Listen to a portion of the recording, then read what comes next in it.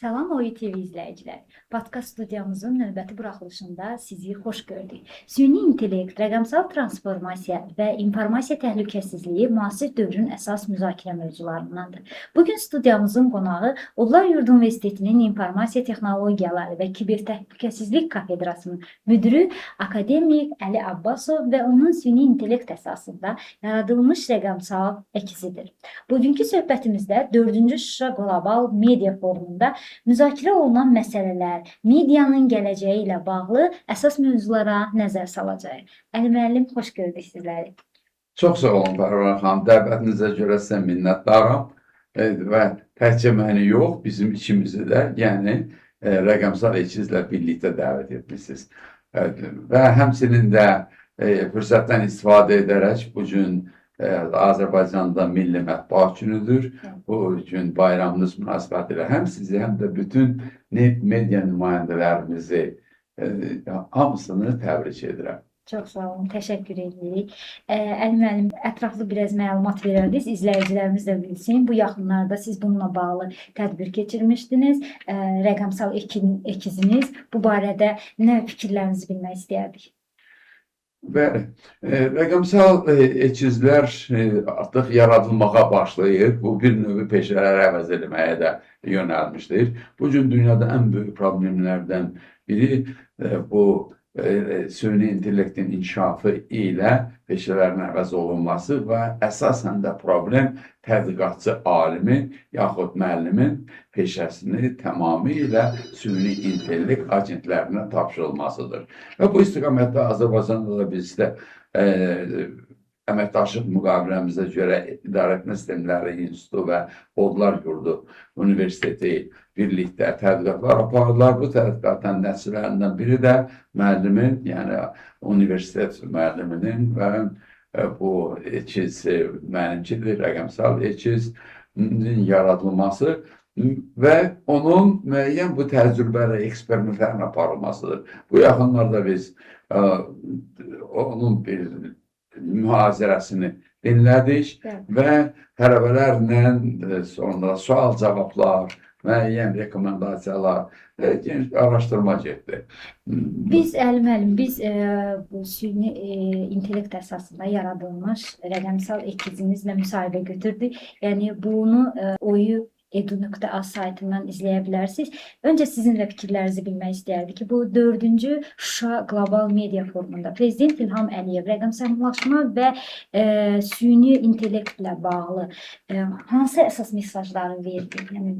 Sizə çox minnətdaram. Süni intellekt rəqəmsal əkizimdən və geniş bu qlobal media forum haqqında intervyu götürmüşsünüz və indi də sizin sualınıza mən belə cavab verib. Azərbaycan Respublikasının Prezidenti Cənab İlham Əliyevin çox böyük, geniş media ətrafında bütün o siyasi suallar, texnoloji suallar, müəyyən o problemlərin və beynəlxalq münasibətlər haqqında prezidentimizə çoxlu suallar verildi və bu prezidentimizin bu mətbuat nümayəndələri ilə dialogu təxminən 3 saat çəkdi. Və o cümlədən həmçinin də texnoloji, süni intellekt, onunla bağlı olan problemlərə dair suallar oldu və prezidentimiz buna çox mənim çox xoşuma gəldi. Həmçinin də rəqəmsal əkizimiz də sizə öz intervyusunda deyibdir, bəyənlidir. Və əsasında prezidentimiz onu qeyd etdi ki, oradan medianın inkişafında bu texnologiyanın, rəqəmsallaşma, süni intellektin rolu xüsusidir və bu texnologiyalara böyük bir beynəlxalq əməkdaşlıq çərçivəsində dəstək verilməlidir. Prezidentimizin o suallara cavablarından deyirsə doğrudan da hamımızın diqqətimizi çox şey cəlb elədi. Avropa Şurasında olan problemlərdən başlayaraq Azərbaycanın bu gün yenə də üzləşdiyi yaxud da gələcəkdə vacib olan məsələlər, suallar ətrafında prezidentimiz geniş cavablar verdi. Mən hesab edirəm ki, biz çoxdandır belə dünyanın problemlərinə həm siyasi, həm texnoloji, həm sosial problemlərinə belə baxışı biz çoxdandır eşitmirdik. Çok güzel. Bəs Əli müəllim, bu süni intellekt əsasında yaradılmış rəqəmsal ikiziniz bununla bağlı, məsələlə bağlı fikirlər səsləndirdi. O fikirlərlə razısınızmı? Yəni fikirlər üst-üstə düşürmü, yoxsa? Hə, çox vacib problemə toxunursunuz. Bu gün insanların müəyyən peşə sahiblərinin o rəqəmsal ikizlərini yaradanda sonra onlar, indi sual mənə yönəlibdir. Razısınızmı? Yəni onun fikirləri. Onun verdiyi intervyuya mən də çox qarışa bilmədim. Çox qarışmadım da. Üst-üstə düşürmü? Amma oxudum, xoşum gəldi, düzdür. Elə suallar var ki, bəlkə də özüm qoşulsam daha yaxşı cavab verərdim, ətraflı cavab verərdim.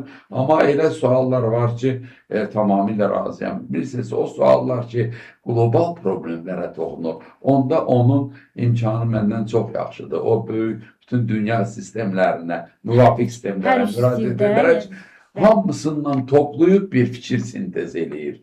Amma o imkan real fiziki şəxsdə çox məhduddur. Bax, belə biz indi onu yoxlayacağıq. Hər iki dildə, Azərbaycan, Rus, ingilis dilində görə onun da fikirləri necə olacaq? Əli müəllim, sualınızı səsləndirin, görək nə cavab verəcək. Daha hansı sual səsləndirin? Tamam. Deməli, bilmirəm, indi yəqin sən də hiss edirsən ki, burada Odlar Yurdu Universitetinin media rəhbəri Pərvanə xanım bizi 4-cü Qlobal Şuşa Media Forumu münasibəti ilə dəvət edib və biz ona çox minnətdarıq ki, hər ikimiz, həm mənim ikizim, həm özüm, biz minnətdarıq ki, o sizdən çox geniş intervyu götürərək Odlar Yurdu Universitetinin saytında təqdim edəcəkdir və indi toplaşmaqda məqsədimiz deyildir. İndi bilmirəm, eşidirdin ya yox həli, amma söhbət ondan gedir ki, bizim fikirlərimiz nə qədər fərqlənə bilər, ola bilər. Ona görə sualımıza, konkret sualımıza belə cavab ver. Bugünkü gün media və yaradıcı peşələrin formalaşmasında, onların inkişafında süni intellektin rolu nədir?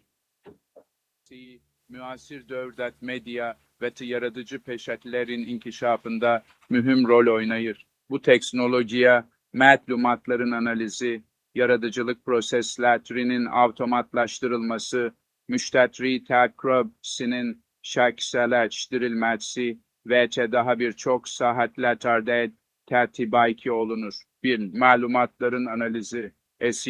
Böyük məlumat dəstələrini sürətlə və effektiv şəkildə analiz etməyə imkan tanıyır. Bu media organlarına auditoriya tələblərini daha yaxşı başa düşməyə və müvafiq məzmun istehsal etməyə kömək edir. Yaradıcı proseslerin dəstəyi, süni intellekt, yazılı mətnlərin, müzikinin, şəkillərin və videoların yaradılmasında insan yaradıcılarına destek olabilecek, MSL'nin algoritmaları yeni ideaların ve konseptlerin inkişafında ilham verebilecek. 3. Şəxsiləşdirilmiş məzmun, istifadəçilərin maraklarına və davranışlarına əsaslanarak Biz anladık. Həmin sualı rus dilində də, ingilis Tabii dilində ki də sizi görək, dinliyorum. nə deyir. Sualınızı verdi Hə, bilersiniz. indi Sevinir. elə bu suala, yəni bu son suala rus dilində cavab ver. Конечно, задавайте ваш вопрос, и я постараюсь ответить на него на русском языке. Rus dilində cavab ver. Media və yaradıcı peşələrin bu inkişafında süni intellektin rolu. Согласно современным исследованиям, роль искусственного интеллекта в развитии медиа и креативных профессий становится все более значительной.